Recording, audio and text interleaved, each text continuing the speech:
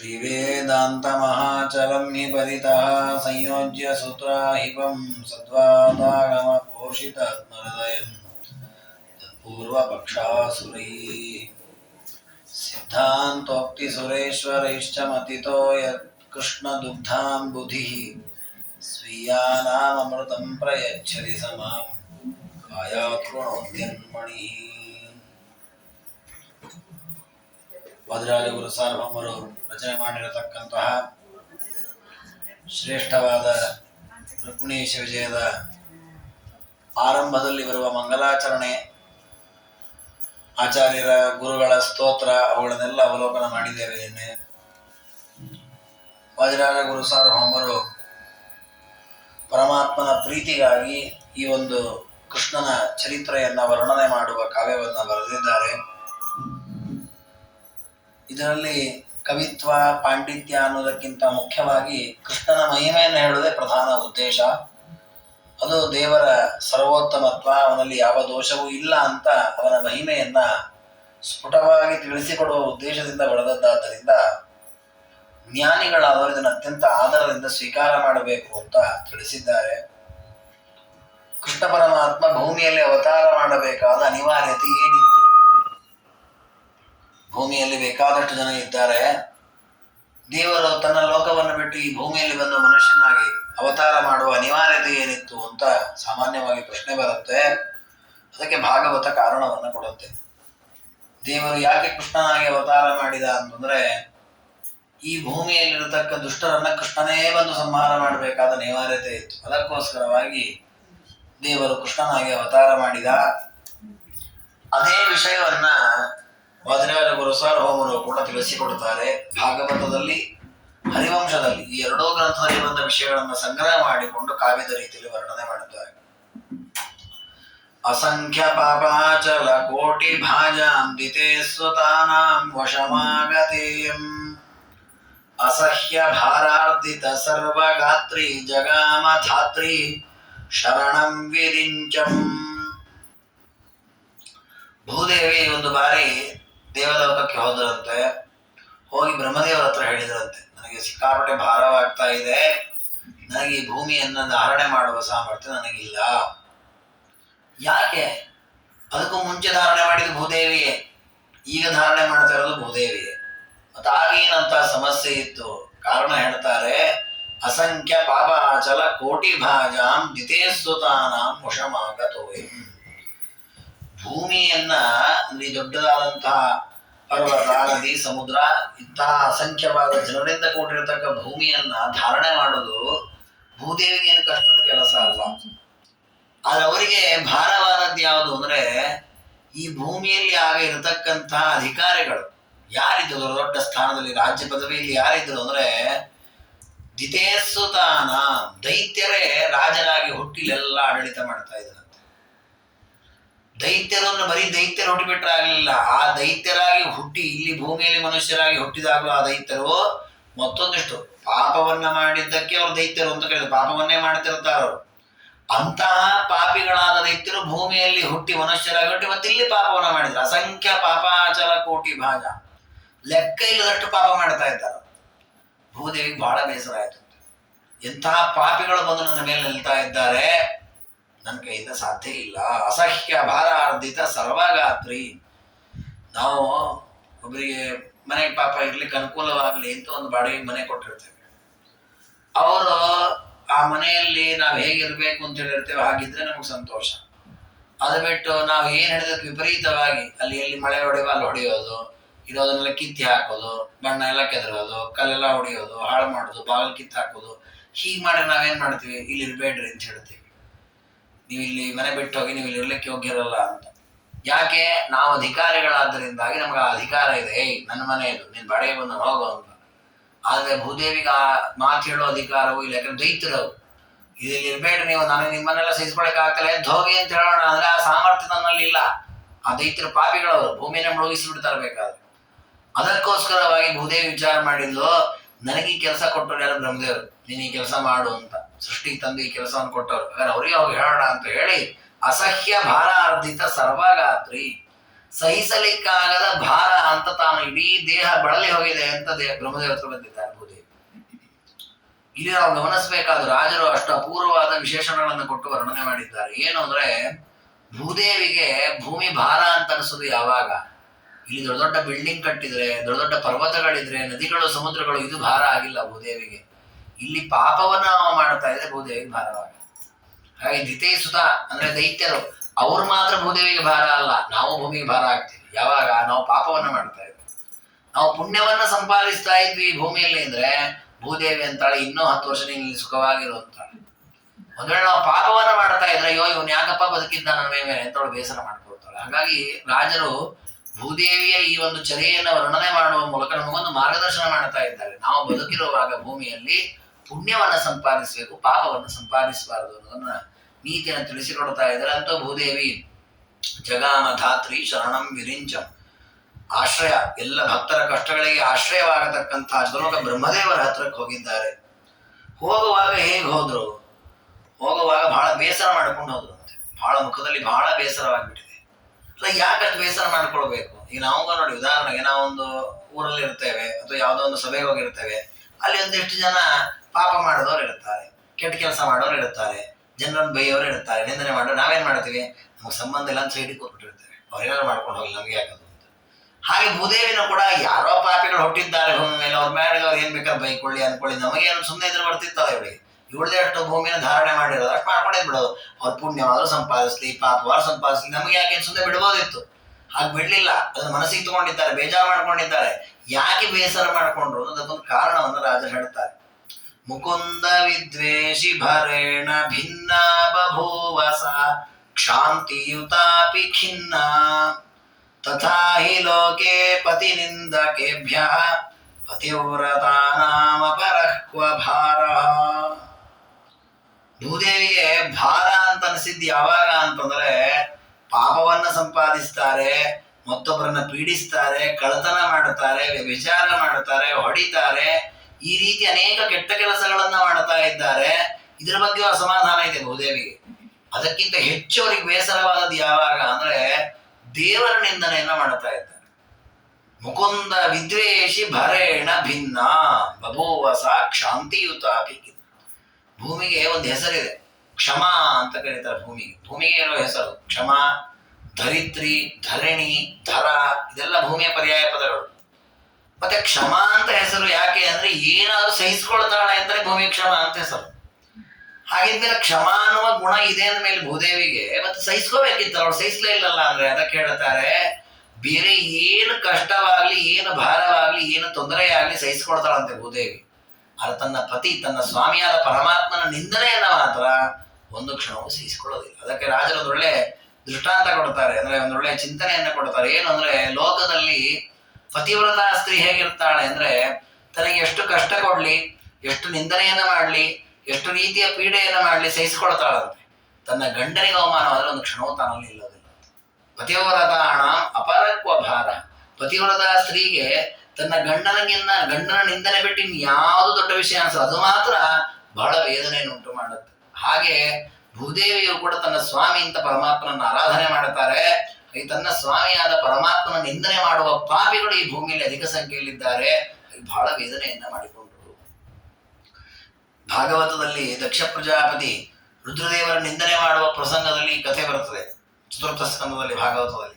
ಅಲ್ಲಿ ಸತೀದೇವಿ ಎಷ್ಟರ ಮಟ್ಟಿಗೆ ಬೇಸರ ಮಾಡಿಕೊಳ್ತಾರೆ ಅಂದ್ರೆ ತನ್ನ ಪತಿಗೆ ನಿಷ್ಕಾರಣವಾಗಿ ನಿಂದನೆ ಆಗ್ತಾ ಇದೆ, ತನ್ನ ದೇಹವನ್ನೇ ತ್ಯಾಗ ಮಾಡುತ್ತಾರೆ. ದಕ್ಷಾಧುರ ಯಜ್ಞದ ಪ್ರಸಂಗ.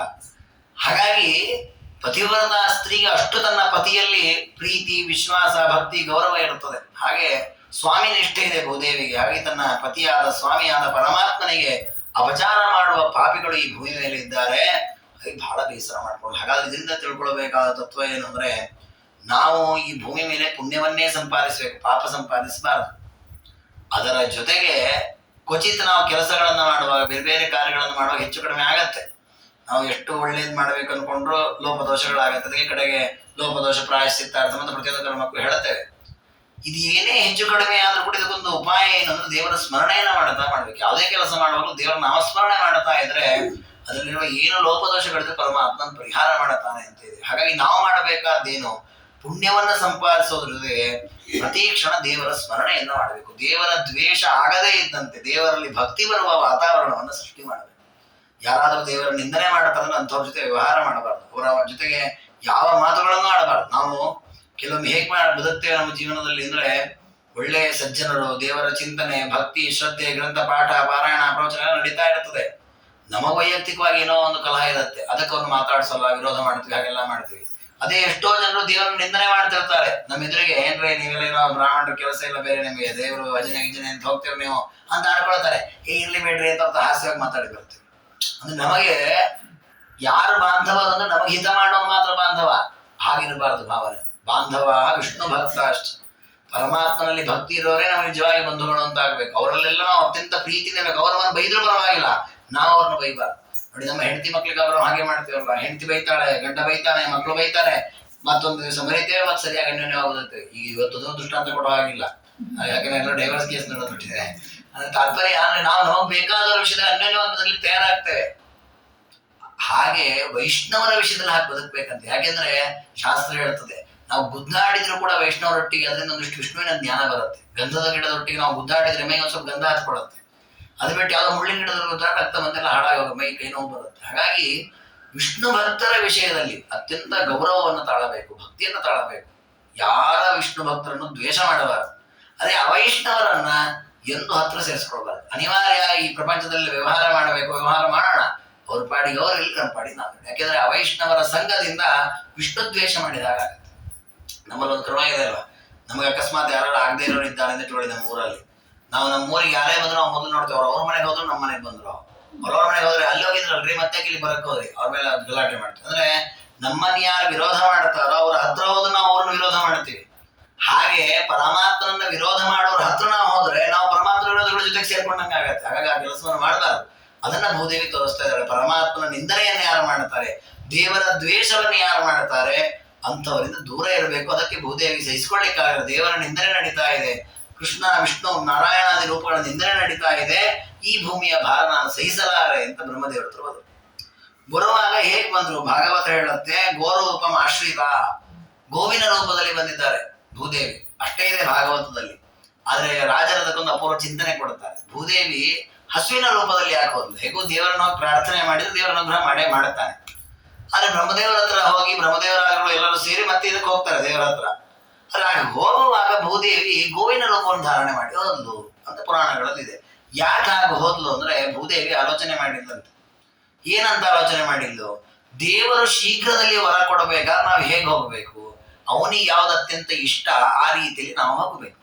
ಅದನ್ನ ಆಲೋಚನೆ ಮಾಡಿದಂತೆ. ನಿಶಮ್ಯ ಗೋಬ್ರಾಹ್ಮಣ ಮುಖ್ಯ ಬಂಧುಂ ಧ್ರುವಂ ಮುಕುಂದಂ ಶರಣಂ ವ್ರಜಂತಿ ಬಭೂವ ಗೋರೂಪ ಧರಾ ಧರಾಸ ತಮಾರ್ಥ ಭಾರಾಪಹರಂಚ ದೀನ. ದೇವರಿಗೆ ಏನಿಷ್ಟ, ಯಾರನ್ನ ಕಂಡ್ರೆ ಬಹಳ ಇಷ್ಟ, ನಾವು ಸಾಮಾನ್ಯ ನಾವು ದೊಡ್ಡ ದೊಡ್ಡ ವ್ಯಕ್ತಿಗಳ ಹತ್ರ ಬೇಕಾದ್ರೆ ಹಾಗೆ ಮಾಡ್ತೀವಿ. ಅವ್ರಿಗೆ ಯಾರು ಇಷ್ಟ ಅವ್ರನ್ನ ಇನ್ಫ್ಲೂಯೆನ್ಸ್ ಮಾಡ್ಕೊಂಡು ಹೋಗ್ತೀವಿ, ಅಥವಾ ಅವ್ರಿಗೆ ಏನ್ ಇಷ್ಟ ಅಂತ ಪದಾರ್ಥ ತಗೊಂಡು ಹೋಗ್ತೇವೆ, ಅವ್ರನ್ನ ನೋಡಿ ಸಂತುಷ್ಟರಾಗಿ ನಮ್ ಕೆಲಸ ಮಾಡಿಕೊಡ್ಲಿ ಅಂತ.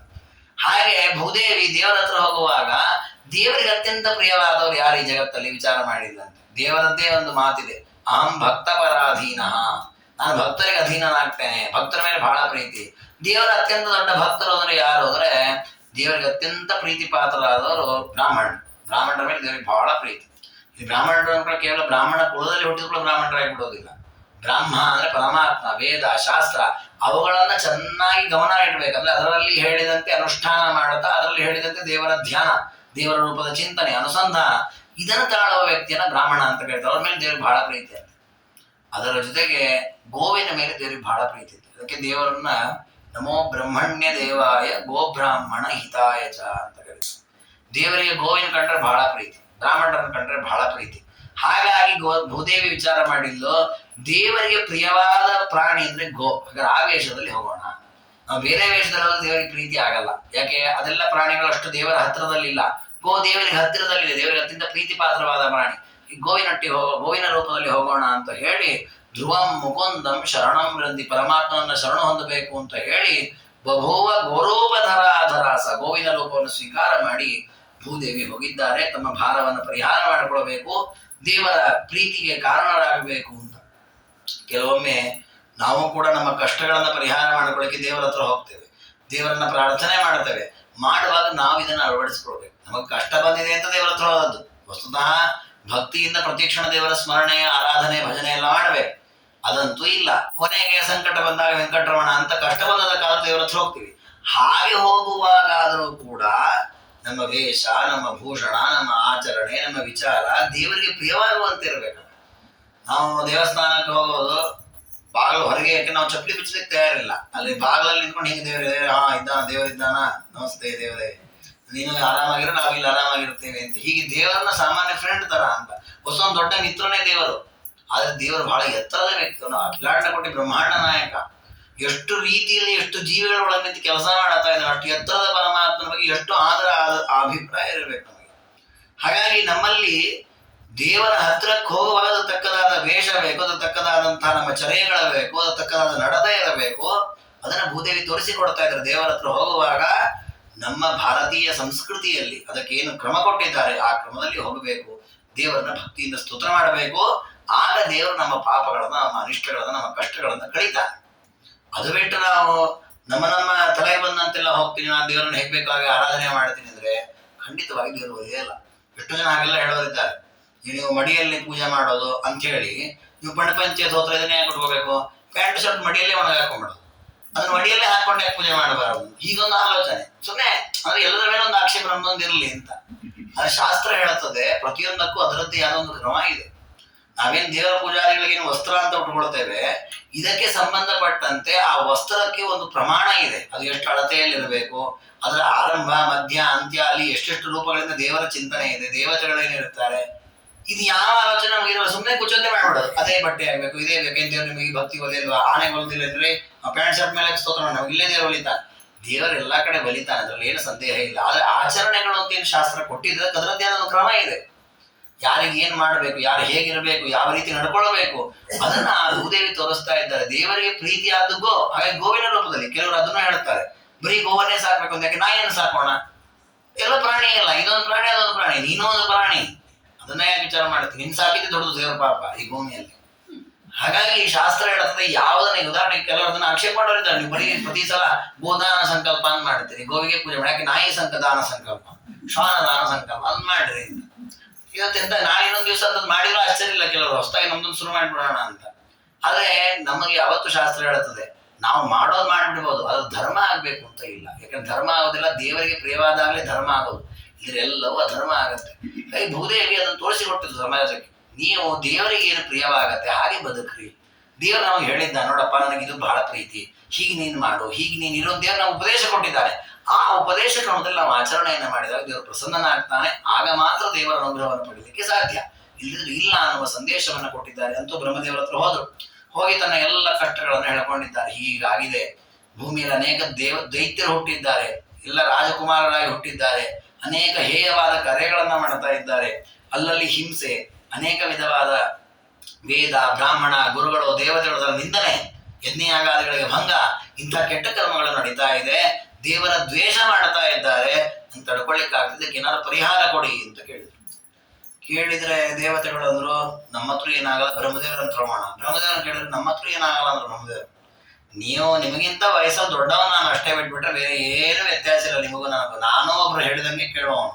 ನೀವ್ ಹೇಗೆ ನಮ್ಮ ಮಾತು ಕೇಳ್ತೀರಿ, ನಾನು ನಮ್ಮ ಮೇಲಿನೊಬ್ಬರ ಅಧಿಕಾರಿಗಳ ಮಾತು ಕೇಳ್ಕೊಂಡಿದ್ದೀನಿ ಅಷ್ಟೇ, ನನ್ನದು ಸ್ವಾತಂತ್ರ್ಯ ಇಲ್ಲ ಅಂತ ಅವ್ರನ್ನೆಲ್ಲ ಕರ್ಕೊಂಡು ಪರಮಾತ್ಮ ಹತ್ರ ಹೋಗ್ತಾರೆ ಬ್ರಹ್ಮದೇವರು. ಅದನ್ನ ವರ್ಣನೆ ಮಾಡ್ತಾರೆ. ವಿರಿಂಚಿ ವೈರಿಂಚ ಮುಖಾಮರೇಶ ಸ್ವಪಾರತಂತ್ರ್ಯಂ ಭುವಿ ದರ್ಶಯಂತಹ.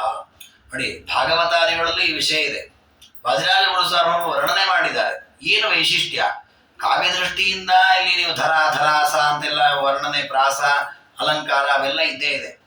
ನಾವು ಚಿಂತನೆ ಮಾಡ್ಲಿಕ್ಕೆ ಅನುಕೂಲವಾಗುವಂತೆ ರಾಜರು ಕೊಟ್ಟ ಅಪೂರ್ವ ಕೊಡುಗೆ ಏನು ಅಂದ್ರೆ, ಭಾಗವತದಲ್ಲಿ ಭೂದೇವಿ ಗೋರು ಬದುಕೊಂಡು ಅಂತ ಅಷ್ಟೇ ಇದೆ. ಅದರ ಹಿನ್ನೆಲೆ ಇಲ್ಲಿ ಹೇಳಿದ್ರು ರಾಜರು. ಗೋ ಅನ್ನೋದು ಪರಮಾತ್ಮನಿಗೆ ಬಹಳ ಪ್ರೀತಿ, ದೇವರಿಗೆ ಪ್ರಿಯವಾಗುವಂತೆ ನಾವಿರಬೇಕು ಅಂತ. ಅದೇ ರೀತಿ ಭಾಗವತದಲ್ಲಿದೆ, ಬ್ರಹ್ಮರುದ್ರಾದಿಗಳೆಲ್ಲ ಪರಮಾತ್ಮ ಹತ್ರ ಪ್ರಾರ್ಥನೆಗೆ ಹೋದ್ರು, ಕ್ಷೀರ ಸಮುದ್ರಕ್ಕೆ ಹೋದ್ರು ಅಂತಿದೆ. ಅದರಲ್ಲಿ ಹಾಗೆ ಇದೆ, ಭೂದೇವಿಯನ್ನು ಕರ್ಕೊಂಡೇ ಹೋದ್ರು ಅಂತ. ರಾಜರಂತಾರೆ ಯಾಕೆ ಕರ್ಕೊಂಡು ಹೋದ್ರು, ಬರೀ ಭಾಗವತದಲ್ಲಿ ಅಷ್ಟೇ ಕರ್ಕೊಂಡು ಹೋದ್ರು ಅಂತ. ಯಾಕೆ ಕರ್ಕೊಂಡು ಹೋದ್ರು ಅಂದ್ರೆ, ಬ್ರಹ್ಮಾದಿಗಳು ಜಗತ್ತಿಗೆ ತೋರಿಸಿದ್ರಂತೆ, ಈ ಜಗತ್ತಲ್ಲಿ ಏನೇ ಕೆಲಸ ಮಾಡ್ಲಿಕ್ಕೂ ನಾವು ಸ್ವತಂತ್ರರಲ್ಲ, ಸ್ವಪಾರತಂತ್ರ್ಯಂ ಭುವಿ ದರ್ಶಯಂತಹ. ಒಂದ್ ವೇಳೆ ಅವರಿಗೆ ಸ್ವಾತಂತ್ರ್ಯ ಇದ್ರೆ ಭೂದೇವಿ ಹೇಳಿದೆ, ನೀನ್ ಚಿಂತೆ ಮಾಡ್ಬಿಟ್ಟು ಹೆಂಗೆ ಈ ಪ್ರಾಬ್ಲಮ್ ನಾನು ಮಾಡ್ಕೊಡ್ತೇನೆ, ತಾವೇ ಬರ್ತಿದ್ರು ಕೆಲಸ ಮಾಡಿಕೊಡ್ತಿದ್ರು. ಮಾಡ್ಲಿಲ್ಲ, ಯಾವ ದೇವತೆಗಳು ಕೆಲಸ ಮಾಡಿಕೊಡ್ಲಿಲ್ಲ. ಯಾಕೆ ಅಂದ್ರೆ ನಮಗೆ ಯಾರಿಗೂ ಇಲ್ಲಿ ಸ್ವಾತಂತ್ರ್ಯ ಇಲ್ಲ, ನಾವೆಲ್ಲರೂ ಪರಮಾತ್ಮನ ಅಧೀನರು. ಹಾಗೆ ಅವನ ಹತ್ರ ಹೋಗಿ ಹೇಳೋಣ ಹೇಗಿದೆ ನಮ್ಮ ಪರಿಸ್ಥಿತಿ ಅಂತ, ಅವನೇ ಏನ್ ಪರಿಹಾರ ಕೊಡ್ತಾನೆ ಅದು ನಾವು ಆಚರಣೆ ಮಾಡೋಣ ಅಂತೇಳಿ ಹರಿಂ ಧರಾಕಾರ್ಯ ಕೃತೆ ಗೃಣಂತಹ ಪುರಾನ್ನಿರಿಯೂರು ಹೃದಯ ತಮ್ ಸ್ಮರಂತಹ. ನೋಡಿ, ಅಲ್ಲಿ ಅವ್ರ ದೇವತೆಗಳು ಹೋದರು ಅನ್ನೋದನ್ನು ವರ್ಣನೆ ಮಾಡ್ತಾರೆ ರಾಜರು. ಅವರೆಲ್ಲ ತಮ್ಮ ಪಟ್ಟಣದಿಂದ, ಕೈಲಾಸದಿಂದ ರುದ್ರದೇವರು ಹೊರಟರು, ಸತ್ಯಲೋಕದಿಂದ ಬ್ರಹ್ಮದೇವರು, ಹೀಗೆ ಎಲ್ಲ ದೇವತೆಗಳು ಸೇರಿ ಕ್ಷೀರ ಸಮುದ್ರಕ್ಕೆ ಬರ್ತಾ ಇದ್ದಾರೆ. ಹಾಗೆ ಹೋಗುವಾಗ ಅವ್ರು ಏನು ದಾರಿಯಲ್ಲಿ ಬರುವಾಗ ಸುಮ್ಮನೆ ಖಾಲಿ ಉದ್ದಕ್ಕೆ ನಡ್ಕೊಂಡ್ ಬಂದ್ಬಿಟ್ರ? ಇಲ್ಲ. ಪುರಾನ್ ನಿರಿಯೂ ಹೃದಿತಂ ಗೃಣಂತ, ಹೃದಯದಲ್ಲಿ ಪರಮಾತ್ಮನನ್ನ ಚಿಂತನೆ ಮಾಡ್ತಾ, ಬಾಯಿಂದ ದೇವರ ನಾಮಸ್ಮರಣೆಯನ್ನ ಮಾಡ್ತಾ ಕ್ಷೀರ ಸಮುದ್ರಕ್ಕೆ ಬಂದಿದ್ದಾರೆ. ಅಂದ್ರೆ ನಾವು ದೇವಸ್ಥಾನಕ್ಕೋ ಕ್ಷೇತ್ರಯಾತ್ರೆಗೋ ಹೋಗುವಾಗ ನಮ್ಮ ಪ್ರವೃತ್ತಿ ಹೇಗಿರಬೇಕು? ನಾವು ದೇವಸ್ಥಾನಕ್ಕೆ ಹೋಗುವಾಗ ಅಲ್ಲ, ದೇವಸ್ಥಾನದಲ್ಲಿ ದೇವಿ ಪ್ರದಕ್ಷಿಣೆ ಬರುವಾಗಲೂ ಬಾಯಿಂದ ಸ್ತೋತ್ರವೇ ಅಂತೀವಿ ಅಂತ ನಿಯಮ ಇಲ್ಲ. ಇನ್ಯಾರ ಪಕ್ಕದಲ್ಲಿ ಸಿಕ್ಕರೆ ಹರಟೆ ಹೊಡಿತಿರ್ತೀವಿ, ಇಲ್ಲ ಅದ್ ಹೆಂಗ್ ಕಟ್ಟಿದ್ದಾರೆ, ಇದು ಹೆಂಗ್ ಕಟ್ಟಿದ್ದಾರೆ, ಇಲ್ಲಿ ನೀರು ಸೋರುತ್ತೋ ಇಲ್ಲೋ, ಇದೇನಾಗತ್ತೆ, ಇದನ್ನ ಚಿಂತನೆ ಮಾಡ್ತಿರ್ತೀವಿ. ಆದ್ರೆ ಬ್ರಹ್ಮಾದಿ ದೇವತೆಗಳು ಪರಮಾತ್ಮನ ಮಂದಿರಕ್ಕಿನ್ನ ಹೋಗಿಲ್ಲ, ದಾರಿಯಲ್ಲಿದ್ದಾರೆ. ಕ್ಷೀರ ಸಮುದ್ರಕ್ಕೆ ಹೋಗೋ ದಾರಿಯಲ್ಲಿದ್ದಾರೆ. ದಾರಿಯಲ್ಲಿ ಹೋಗುವಾಗಲೇ ದೇವರ ಹಾಡನ್ನ, ದೇವರ ಪದ್ಯಗಳನ್ನ ಗಾನ ಮಾಡ್ತಾ ಹೋಗ್ತಾ ಇದ್ದಾರೆ. ಅಂದ್ರೆ ಅಷ್ಟು ನಾವು ತನ್ಮಯರಾಗಬೇಕು, ದೇವರಿಗಾಗಿ ನಮ್ಮ ಸರ್ವಸ್ವವನ್ನು ಅರ್ಪಣೆ ಮಾಡಬೇಕು, ಆ ಚಿಂತನೆ ಬೇಕು. ಅದನ್ನ ಆ ದೇವತೆಗಳು ತೋರಿಸಿಕೊಡ್ತಾ ಇದ್ದಾರೆ. ಕ್ಷೀರ ಸಮುದ್ರಕ್ಕೆ ಹೋಗ್ತಾ ಇದ್ದಾರೆ. ಹೋಗುವಾಗ ದೊಡ್ಡದಾದ ದೇವತೆಗಳ ಸಮೂಹ, ಇಡೀ ಆಕಾಶವನ್ನೇ ಶೋಭಿಸುವಂತಹ ಇಡೀ ದೊಡ್ಡ ದೇವತೆಗಳ ಗುಂಪು ಕ್ಷೀರ ಸಮುದ್ರಕ್ಕೆ ಹೋಯ್ತು. ಅಲ್ಲಿ ಪಯೋಬ್ಧಿವೆ ಲಾಂ ಪತ ಧೂರ್ಮಿಮಾಲಾಂ, ಯಾರು ಸುಲಭಕ್ಕೆ ಹೋಗ್ಲಿಕ್ಕಾಗದೇ ಇರೋ ದೊಡ್ಡದಾದ ಕ್ಷೀರ ಸಮುದ್ರ ತೀರಕ್ಕೆ ಹೋದ್ರು. ಹೋಗಿ ಅಲ್ಲಿ ಪರಮಾತ್ಮನನ್ನು ಸ್ತೋತ್ರ ಮಾಡ್ತಾ ಇದ್ದಾರೆ ದೇವತೆಗಳು. ಹೇಗೆ ಸ್ತೋತ್ರ ಮಾಡಿದ್ರು? ಒಬ್ಬೊಬ್ಬ ದೇವತೆಗಳು ಒಂದೊಂದು ರೀತಿಯಲ್ಲಿ ಸ್ತೋತ್ರ ಮಾಡಿದ್ರೆ ಅವರವರ ಯೋಗ್ಯತೆ ಮೇಲೆ ಡಿಪೆಂಡ್ ಆಗತ್ತೆ, ಅವರವರ ರೀತಿ, ಅವರವರ ಆಚರಣೆ. ಹಾಗೆ ಮೊದಲು ಬ್ರಹ್ಮದೇವರು ಅದನ್ನು ವರ್ಣನೆ ಮಾಡುತ್ತಾರೆ. ಬ್ರಹ್ಮದೇವರು ಪರಮಾತ್ಮನನ್ನ ಹೇಗೆ ಸ್ತೋತ್ರ ಮಾಡಿದ್ದಾರೆ? ತಥೋಬ್ಜ ಭೂ ಕ್ಷೀರ ಪಯೋಬ್ಧಿ ತೀರೆ ಸಮಾಧಿಮಾಸ್ಥಾಯ ಸುಸಂಯತಾಕ್ಷ ಸ್ಥಿರಾಸನ ಪ್ರಾಣಗಣಾನ್ ನಿಯಮ್ಯ ಪ್ರಚಕ್ರಮೇ ಪ್ರಾಂಜಲಿರಾತ್ಮ ದೀಕ್ಷಾ. ಬ್ರಹ್ಮದೇವರು ದೊಡ್ಡ ಸ್ಥಾನ, ಅನವರತವಾಗಿ ದೇವರ ಚಿಂತನೆಯನ್ನು ಮಾಡಿದ ವ್ಯಕ್ತಿ. ಒಂದು ದಿನವೂ ಕಿಂಚಿತ್ ಅಪಶಬ್ದವಾಗ್ಲಿ, ಕೆಟ್ಟ ವಿಚಾರವಾಗ್ಲಿ ಅವ್ರ ತಲೆಯಲ್ಲಿ ಬಂದದ್ದಿಲ್ಲವೇ ಇಲ್ಲ. ಚೂರೂ ದೋಷ ಇಲ್ಲ, ಅಂತಹ ಶುದ್ಧವಾದ ಜ್ಞಾನಿ. ಅಷ್ಟಾದ ವ್ಯಕ್ತಿ ಅಲ್ಲಿ ಕ್ಷೀರ ಸಮುದ್ರ ತೀರಕ್ಕೆ ಹೋಗಿದ್ದಾರೆ. ಸಮಾಧಿ ಮಾಸ್ತಾಯ ಸುಸಂಯತಾಕ್ಷ, ಅಲ್ಲಿಯೂ ತಾವು ಒಂದೊಳ್ಳೆ ಆಸನದಲ್ಲಿ ಕುಳಿತುಕೊಂಡು ಸಮಾಧಿ ಸ್ಥಿತಿಗೆ ಹೋಗಿ ಇಂದ್ರಿಯಗಳನ್ನೆಲ್ಲ ತಮ್ಮ ವಶ ಮಾಡಿಕೊಂಡು ಸ್ಥಿರಾಸನ ಆಸನದಲ್ಲಿ ಕುಳಿತುಕೊಂಡು ಪ್ರಾಣಗಣ ನಿಯಮ್ಯ ಪ್ರಾಣಾಯಾಮವನ್ನ ಮಾಡಿ ಪ್ರಚಕ್ರಮೇ ಪ್ರಾಂಜಲಿರಾತ್ಮ ದೀಕ್ಷಾಂ, ಎರಡೂ ಕೈಗಳನ್ನು ಮುಗಿದು ಪರಮಾತ್ಮನನ್ನ ಸ್ತೋತ್ರ ಮಾಡ್ತಾ ಇದ್ದಾರೆ. ಅಂದ್ರೆ ದೇವರನ್ನ ಧ್ಯಾನ ಮಾಡಲಿಕ್ಕೆ, ದೇವರನ್ನ ಆರಾಧನೆ ಮಾಡಲಿಕ್ಕೆ ಒಂದು ಕ್ರಮ ಇದೆ. ಜಪ ಮಾಡೋದು, ಪೂಜೆ ಮಾಡೋದಕ್ಕೆಲ್ಲ ಒಂದು ಕ್ರಮ ಇದೆ. ಆಸನಾದಿಗಳನ್ನು ಹಾಕೋದು, ಪ್ರಾಣಾಯಾಮಾದಿಗಳನ್ನು ಮಾಡೋದು, ಇವೆಲ್ಲವೂ ಕೂಡ ದೇವರನ್ನು ಒಲಿಸ್ಕೊಳ್ಳಿಕ್ಕೆ ಇರತಕ್ಕಂತಹ ಉಪಾಯಗಳು. ಹಾಗಾಗಿ ಬ್ರಹ್ಮದೇವರು ತೋರಿಸಿಕೊಡ್ತಾ ಇದ್ದಾರೆ. ಅವರು ಪದ್ಮಾಸನದಲ್ಲಿ ಕುಳಿತುಕೊಂಡಿದ್ದಾರೆ. ಪದ್ಮಾಸನ ಅಂತ ಒಂದು ಆಸನ, ಕಮಲದಲ್ಲಿರೋದು ಒಂದು ಪದ್ಮಾಸನವೇ. ಅವರು ಇನ್ನು ಕಾಲುಗಳನ್ನು ಹಾಕೊಳ್ಳಲು ಪದ್ಮಾಸನ ಅಂತ ಕರೀತಾರೆ. ಅವರು ಪದ್ಮಾಸನವನ್ನ ಹಾಕಿಕೊಂಡು ಜಜಾಪ ವಿದ್ಯಾಂ ಇತರೈರ ವೇದ್ಯ, ಅನೇಕ ಮಂತ್ರಗಳನ್ನ ಪರಮಾತ್ಮನಿಂದ ನೇರವಾಗಿ ಉಪದೇಶ ಪಡೆದಂತ ಪ್ರಮುಖ ಬ್ರಹ್ಮದೇವರು. ತಂತ್ರಸಾರ ಅಂತ ಒಂದು ಗ್ರಂಥ ಇದೆ, ಅದನ್ನು ಪೂರ್ಣವಾಗಿ ದೇವರು ಬ್ರಹ್ಮದೇವರಿಗೆ ಉಪದೇಶ ಮಾಡಿತ್ತು. ಆ ಉಪದೇಶವನ್ನೇ ಮಧ್ವಾಚಾರ್ಯರು ತಮ್ಮ ತಂತ್ರಸಾರಂಗದಲ್ಲಿ ಸಂಗ್ರಹ ಮಾಡಿಕೊಟ್ಟರು. ಎಷ್ಟು ಅನಿವಾರ್ಯ ಮೋಕ್ಷ ಸಾಧನೆ ಬೇಕು ಬ್ರಾಹ್ಮಣರಿಗೆ ಉದ್ಧಾರ ಆಗ್ಲಿಕ್ಕೆ, ಅಷ್ಟು ಮನುಷ್ಯರಿಗೆ ಕೊಟ್ಟಿದ್ದಾರೆ. ಹಾಗೆ ಬ್ರಹ್ಮದೇವರಿಗೆ ಪರಮಾತ್ಮನಿಂದಲೇ ಅನೇಕ ಮಂತ್ರಗಳ ಉಪದೇಶವಾಗಿದೆ. ಅಂತಹ ಮಂತ್ರಗಳನ್ನ ಆ ಕ್ಷೀರ ಸಮುದ್ರದಲ್ಲಿ ಜಪ ಮಾಡ್ತಾ ಇದ್ದಾರೆ, ದೇವರ ದರ್ಶನ ಸಿಗಲಿ ಅಂತ. ತದಾ ಪ್ರಭೃತ್ಯೇವ ಜಗತ್ಸು ನೂನಂ ಬಭೂವ ಪದ್ಮಾಸನ ಶಬ್ದಿತೋಸು. ವಾದಿರಾಜ ಸಾರ್ವಣ ಅಂತಾರೆ, ಅದಕ್ಕೆ ಜನಕ ಬ್ರಹ್ಮದೇವರಿಗೆ ಪದ್ಮಾಸನ ಅಂತ ಹೆಸರು ಬಂದಂತೆ. ಯಾಕೆಂದ್ರೆ ಅವರು ಅವತ್ತು ದೇವರ ಪ್ರಾರ್ಥನೆಗೆ ಪದ್ಮಾಸನ ಹಾಕೊಂಡು ಕೂತಿದ್ರಲ್ಲ, ಅದಕ್ಕೆ ಅವ್ರಿಗೆ ಪದ್ಮಾಸನ ಅಂತ ಹೆಸರು. ಅಂದ್ರೆ ತಾತ್ಪರ್ಯ, ದೇವರ ಪ್ರಾರ್ಥನೆಯಲ್ಲಿ ಎಷ್ಟು ದೀಕ್ಷಿತರಿದ್ದಾರೆ ಬ್ರಹ್ಮದೇವರು ಅಂದ್ರೆ ಅಷ್ಟು ಶ್ರದ್ಧೆಯಿಂದ ಪರಮಾತ್ಮನನ್ನ ಪ್ರಾರ್ಥನೆ ಮಾಡ್ತಾ ಇದ್ದಾರೆ. ಮಂತ್ರಗಳನ್ನ ಜಪ ಮಾಡಿ ದೇವರನ್ನ ಸಾಕ್ಷಾತ್ಕಾರವಾಗಲಿ ಅಂತ ಪ್ರಾರ್ಥಿಸ್ತಾ ಇದ್ದಾರೆ. ಅದೇ ರೀತಿ ಬ್ರಹ್ಮದೇವರ ಮಕ್ಕಳು ರುದ್ರದೇವರು, ಅವರು ಪ್ರಾರ್ಥನೆ ಮಾಡ್ತಾ ಇದ್ದಾರೆ. ಅವರು ಬಂದಿದ್ದಾರೆ ಜೊತೆಗೆ, ಭೂದೇವಿ ಜೊತೆಗೆ. ಅವರು ದೇವರನ್ನ ಸ್ತೋತ್ರ ಮಾಡ್ತಾ ಇದ್ದಾರೆ. ಅವ್ರು ಹೇಗೆ ಸ್ತೋತ್ರ ಮಾಡಿದರು? ತದಾತನಾನ್ಯಪಹಾಯ ಹೇಯಾನ್ಯ ರಕ್ತ ಚಿತ್ತ ಸವಿರಿಂಚ ಪುತ್ರ ಸ್ತುವನ್ ಗಿರೀಶೋಪಿ ಗಿರಾ ಮುರಾರಿಂ ಅನಂಗ ಚಿದ್ದಿಗ್ವಸನೋ ಬಭೂವ. ಮಹಾರುದ್ರದೇವರು ಅವರು ಕೂಡ ದೇವರನ್ನ ಸ್ತೋತ್ರ ಮಾಡ್ತಾ ಇದ್ದಾರೆ. ಎಷ್ಟು ಸ್ತೋತ್ರ ಮಾಡ್ತಾ ಇದ್ದಾರೆ ಅಂದ್ರೆ, ಅನ್ಯಾನ್ಯಪಹಾಯ ಹೇಯಾನಿ, ಜಗತ್ತಲ್ಲಿರೋ ಉಳಿದೆಲ್ಲವನ್ನು ತ್ಯಾಗ ಮಾಡಿ ಪರಮಾತ್ಮನಲ್ಲಿಯೇ ಮನಸ್ಸನ್ನು ಇಟ್ಟು ಧ್ಯಾನ ಮಾಡ್ತಾ ಇದ್ದಾರೆ. ಇದು ಯಾಕೆ ಹೇಳ್ತಾ ಇದ್ದಾರೆ ರಾಜರು ಅಂತಂದ್ರೆ, ರುದ್ರದೇವರ ಒಂದು ವೈಶಿಷ್ಟ್ಯ, ರುದ್ರದೇವರ ಸ್ವಭಾವ ಏನೋ ವೈರಾಗ್ಯ. ಅವರು ಕೈಲಾಸಾದಿಗಳಲ್ಲಿ ವಾಸ ಮಾಡ್ತಾರಲ್ಲ, ಯಾವ ವೈಭವ ಇಟ್ಕೊಂಡಿಲ್ಲ, ಅವರು ವಿರಕ್ತರಾಗಿದ್ದಾರೆ. ಅದವರಿಗೇನೋ ಬಡತನ ಅಲ್ಲ, ಎಲ್ಲ ಶ್ರೀಮಂತಿಕೆ ಇದೆ ರುದ್ರದೇವರಿಗೆ. ಅವ್ರ ಸಂಕಲ್ಪ ಮಾತ್ರದಿಂದ ಏನು ಬೇಕಾದ್ರೂ ವೈಭವ ಮಾಡ್ಕೊಳ್ಬೋದು. ಅವ್ರು ಯಾವ ವೈಭವವನ್ನು ಅಪೇಕ್ಷೆ ಪಡಲಿಲ್ಲ. ಎಷ್ಟರ ಮಟ್ಟಿಗೆ ಬಟ್ಟೆಯೂ ಬೇಡ ಅವರಿಗೆ, ದಿಗಂಬರರಾಗಿದ್ದಾರೆ. ಯಾಕೆ ಆಗಿದ್ದಾರೆ? ಅನರ್ಥ ಚಿತ್ತ, ವಿಷಯ ಪದಾರ್ಥಗಳಲ್ಲಿ ಆಸಕ್ತಿಯೇ ಇಲ್ಲ ಅವರಿಗೆ, ಅಷ್ಟು ವೈರಾಗ್ಯ ಶಿರೋಮಣಿ. ಸ್ತುವನ್ ಗಿರೀಶೋಪಿ ಗಿರಾ ಮುರಾರಿಂ, ಚೆನ್ನಾಗಿ ಸ್ತೋತ್ರ ಮಾಡ್ತಾ ಇದ್ದಾರೆ. ಬ್ರಹ್ಮದೇವರು ಜಪ ಮಾಡ್ತಾ ಇದ್ದಾರೆ, ಇವರು ಸ್ತೋತ್ರ ಮಾಡ್ತಾ ಇದ್ದಾರೆ. ಯಾಕೆ ಇವರು ಗಿರೀಶ? ಗಿರೀಶ ಅನ್ನೋ ಶಬ್ದಕ್ಕೆ ಅರ್ಥ ಏನು? ಮಾತಿನ ಒಡೆಯ ಅಂತ ಅರ್ಥ. ಮಾತಿನ ಅಭಿಮಾನಿ ಉಮಾದೇವಿಯರು, ಪಾರ್ವತೀ ದೇವರು, ಅವರ ಪತಿ ರುದ್ರದೇವರು ಚೆನ್ನಾಗಿ ಸ್ತೋತ್ರ ಮಾಡ್ತಾ ಇದ್ದಾರೆ. ಅನಂಗಜಿತ್ ದಿಗ್ವಸನೊಬ್ಬರು, ಅನಂಗಜಿತ್ ಕಾಮನನ್ನೇ ಗೆದ್ದವರು, ಅಂತಹ ಒಳ್ಳೆಯ ಇಂದ್ರಿಯ ನಿಗ್ರಹ, ಒಳ್ಳೆಯ ವೈರಾಗ್ಯ ಹೊಂದಿರತಕ್ಕಂತಹ ರುದ್ರದೇವರು ದಿಗಂಬರ ಅಂತ ಪ್ರಸಿದ್ಧ ಅವತಾರದಂತವ್ರು. ಯಾಕೆಂದ್ರೆ ಅವರು ದೇವರ ಸ್ತೋತ್ರ ಮಾಡ್ಬೇಕು ಅನ್ನೋ ಭರದಲ್ಲಿ ಬಟ್ಟೆ, ಮೈ ಮೇಲಿನ ಆಭರಣ ಯಾವುದನ್ನು ನೆನಪಿಸ್ತಾ ಇಲ್ಲ, ಯಾವುದ್ರ ಕಡೆ ಗಮನವೇ ಇಲ್ಲ, ಹಾಗೇ ದೇವರ ಸ್ತೋತ್ರ ಮಾಡ್ತಾ ಇದ್ದಾರೆ. ಅದಕ್ಕೆ ರುದ್ರದೇವರಿಗೆ ದಿಗಂಬರ ಅಂತ ಅವತ್ತು ಹೆಸರು ಬಂತು. ಅದೇ ರೀತಿ ಶೇಷದೇವರಿಗೆ ವಾಯುಭಕ್ಷ ಅಂತ ಹೆಸರು ಬಂತಂತೆ. ಯಾಕೆ? ಸಹಸ್ರ ನೇತ್ರೋಪಿ ತದೈವನೋನಂ, ಸಹಸ್ರ ನೇತ್ರ ಅಂತ ಹೆಸರು, ವಾಯುಭಕ್ಷ ಅಂತ ಹೆಸರು. ಯಾಕೆ ಅಂತಂದ್ರೆ ಏನೋ ತಿನ್ನದೇ ಸ್ತೋತ್ರ ಮಾಡ್ತಾ ಇದ್ದಾರೆ, ಬರೀ ಗಾಳಿ ಮಾತ್ರ ತಗೊಳ್ತಾರೆ. ಅದಕ್ಕೆ ವಾಯುಭಕ್ಷ ಅಂತ ಹೆಸರು. ಇನ್ನು ಒಂದೇ ಬಾಯಿಂದ ಸ್ತೋತ್ರ ಮಾಡಿದ್ರೆ ತುಂಬಾ ಲೇಟ್ ಆಗತ್ತೆ ಅಂತ 1000 ಮುಖದಿಂದಲೂ ಸ್ತೋತ್ರ ಮಾಡಿದಂತೆ ಶೇಷದೇವರು. ಅದಕ್ಕೆ ಅವರಿಗೆ ಸಹಸ್ರವದನ ಅಂತ ಹೆಸರು ಬಂತಂತೆ. ಹೀಗೆ ಪರಮಾತ್ಮನನ್ನ ಶೇಷದೇವರು, ಗರುಡದೇವರು, ಬ್ರಹ್ಮದೇವರೆಲ್ಲ ಸ್ತೋತ್ರ ಮಾಡ್ತಾ ಇದ್ದಾರೆ. ಇನ್ನು ಜೊತೆಗೆ ಭೂದೇವಿಯರು ಕೂಡ ಪರಮಾತ್ಮನನ್ನ ಸ್ತೋತ್ರ ಮಾಡ್ತಾ ಇದ್ದಾರೆ. ರಸ ಪಿಪಾಸೋಗ್ರಭರಾಶನಾಯ ವಿಷಹ್ಯ ವಿಷ್ಣು ಮನಸಾಚಲೇನ ತದಾನುಧಾವಂತ್ಯಚಲೇತಿ ಸರ್ವಂ ಸಹೇತಿ ನೂನಂ ಜಗದೇ ಜಗತ್ಯಾಂ. ಭೂಮಿಗೆ ರಸ ಅಂತಲೂ ಕರೀತಾರೆ. ಪಿಪಾಸೋಗ್ರ ಭರಾಶನಾಯ, ಈ ಲೋಕದಲ್ಲಿ ಅನೇಕ ಭಾರ ಇದೆ, ಆ ಭಾರವನ್ನು ಕಳ್ಕೊಳ್ಬೇಕು ಅನ್ನುವ ಆಸೆಯಿಂದ ಬಂದಿದ್ದಾರೆ ಭೂದೇವಿ. ಅವರು ಕೂಡ ವಿಷಹ್ಯ ವಿಷ್ಣು ಮನಸಾಚಲೆ, ತನಗೆ ಆದ ಆ ಪೀಡೆಯನ್ನೆಲ್ಲ ಸಹಿಸಿಕೊಂಡಿದ್ದಾರೆ. ನಾವು ಕೆಲವೊಮ್ಮೆ ಬಹಳ ಮನಸ್ಸಿಗೆ ಬಹಳ ವೇದನೆ ಆಗ್ಬಿಟ್ರೆ ಯಾವ ತರ ಪರಿಹಾರಕ್ಕೆ ಹೋಗ್ತೇವೆ, ಹೋಗಿ ಏನ್ ಮಾಡ್ತೇವೆ, ಅವ್ರದ್ರಿಗೆ ಸರ ಸರ ಸರ ಸರ ನಮ್ದನ್ನು ಗೋಳ್ ಹೇಳ್ಕೊಳ್ತೀವಿ. ಹಾಗಾಯ್ತು ಹೀಗಾಯ್ತು, ಯಾರ ಹತ್ರ ಹೋಗ್ರಿ, ಏನ್ ಮಾಡೋಣ. ಹಾಗೆ ಭೂದೇವಿ ಕ್ಷೀರ ಸಮುದ್ರಕ್ಕೆ ಹೋಗ್ಕೊಳ್ಳಿ, ಅಯ್ಯೋ ಸಾಕಾಗಿದ್ದಪ್ಪ ದೇವರೇ, ಬರೀ ಇಂಥ ಪಾಪಿಗಳಿದ್ದಾರೆ ಅಂತ ಬೈತಾ ಕೂತಿಲ್ಲ ಅಲ್ಲಿ ಭೂದೇವಿ. ತಾನು ಕ್ಷೀರ ಸಮುದ್ರಕ್ಕೆ ಹೋಗಿ ವಿಷ್ಣು ವಿಷ್ಣುರು ವಷಟ್ಕ ದೇವರ ಸ್ತೋತ್ರ ಮಾಡ್ತಾ ಇದ್ದಾರೆ. ಅದಕ್ಕೆ ಹೇಳಿದ್ರು, ಅನೇಕ ವಿಧವಾದ ಪೀಡೆ ಒತ್ತಡ ಮನಸ್ಸಿನಲ್ಲಿ ಇದ್ರೂ ಅದನ್ನೆಲ್ಲ ಸಹಿಸಿಕೊಂಡು ವಿಷ್ಣು ಮನಸಾಚಲೆನ ದೃಢವಾಗಿ ಆ ವಿಷ್ಣುವನ್ನ ಸ್ಮರಣೆ ಮಾಡ್ತಾ ಇದ್ದಾರೆ, ಸ್ತೋತ್ರ ಮಾಡ್ತಾ ಇದ್ದಾರೆ. ಅದಕ್ಕೆ ಅವತ್ತು ಭೂದೇವಿಗೆ ಸಹನಾ, ಕ್ಷಮಾ ಅಂತ ಹೆಸರು ಬಂತು. ಏನಾದ್ರು ಸಹಿಸಿಕೊಂಡು ಎಷ್ಟು ಸ್ತೋತ್ರ ಮಾಡ್ತಾ ಇದ್ದಾಳಲ್ಲ, ಕಷ್ಟ ಇದ್ದದನ್ನು ತೋಡ್ಕೊಳ್ಳದೆ ಅಳದೆ ದೇವರನ್ನ ಭಕ್ತಿಯಿಂದ ಹಾಡ್ತಾ ಇದ್ದಾಳೆ. ಇನ್ನು ಸರ್ವಂ ಸಹ ಅಂತ ಹೆಸರು ಬಂದಿದೆ, ಎಲ್ಲವನ್ನು ಸಹಿಸುವವಳು. ಇದೆಲ್ಲ ಭೂಮಿಯ ಹೆಸರುಗಳೇ. ರಾಜರು ಆ ಒಂದೊಂದು ಹೆಸರವರಿಗೆ ಬರ್ಲಿಕ್ಕೆ ಎಷ್ಟು ಔಚಿತ್ಯ ಇದೆ, ಎಷ್ಟು ಚೆನ್ನಾಗಿ ದೇವರ ಆರಾಧನೆ ಮಾಡಿದ್ದಾರೆ ಎಂದು ತೋರಿಸಿಕೊಡುತ್ತಾರೆ. ಅಲ್ಲಿ ಪರಮಾತ್ಮನನ್ನ ಏನು ಸ್ತೋತ್ರ ಮಾಡಿದ್ದಾರೆ ಅಂದ್ರೆ ಅದು ಭಾಗವತದಲ್ಲಿ ಬರುತ್ತೆ. ಪುರುಷ ಸೂಕ್ತದ ಮಂತ್ರಗಳಿಂದ ಪರಮಾತ್ಮ ಪ್ರತಿಪಾದ್ಯ ಅಂತ ಬ್ರಹ್ಮದೇವರು ಸ್ತೋತ್ರ ಮಾಡಿದ್ರು ಅಂತ. ಅದನ್ನೇ ರಾಜರು ಹೇಳ್ತಾರೆ, ಸಹಸ್ರ ಕಾರ್ಯೇಶು ಭವಾನ್ ಸಮರ್ಥ ಸಹಸ್ರ ನೇತ್ರಾನನ ಪ್ರಾಣಿಪಾದ ಇದೀವ ವಿಜ್ಞಾಪಯಿತು ವಿರಿಂಚ ಸ್ತುತಿಂ ಸ ಪುಂಸೂಕ್ತ ಗತಾಂ ತತಾನ. ಪರಮಾತ್ಮ ಪುರುಷ ಸೂಕ್ತದಿಂದ ಪ್ರತಿಪಾದ್ಯನಾದ ಸಹಸ್ರ ಶೀರ್ಷ ಪುರುಷ ಅಂತ ಈಗ ಶುರುವಾಗತ್ತೆ. ಆ ಎಲ್ಲ ಮಂತ್ರಗಳಿಂದ ಪ್ರತಿಪಾದ್ಯನಾದಂತಹ ದೇವರು ಯಾರಂದ್ರೆ ನಾರಾಯಣ. ಅವನಿಗೆ ಪುರುಷ ಅಂತ ಹೆಸರು. ಜಗತ್ತಿನ ಆದಿ ಕಾಲದಿಂದಲೂ ಎಲ್ಲ ಕಾಲದಲ್ಲಿಯೂ ಈ ಜೀವಿಗಳನ್ನ ತರೋದು, ಸೃಷ್ಟಿ ಮಾಡೋದು, ಅವ್ರಿಗಿಂತ ಬೇರೆ ಬೇರೆ ಕೆಲಸಗಳನ್ನ ಮಾಡೋದು, ಅವ್ರಿಗೆ ಆ ಗತಿಯನ್ನ ಕೊಡೋದು, ಎಲ್ಲವನ್ನ ಮಾಡ್ಲಿಕ್ಕೆ ಜೀವಿಗಳ ಒಳಗೆ ಪ್ರವೇಶ ಮಾಡಿರೋದು, ಈ ಎಲ್ಲ ಕಾರಣದಿಂದ ದೇವರಿಗೆ ಪುರುಷ ಅಂತ ಕರೀತಾರೆ.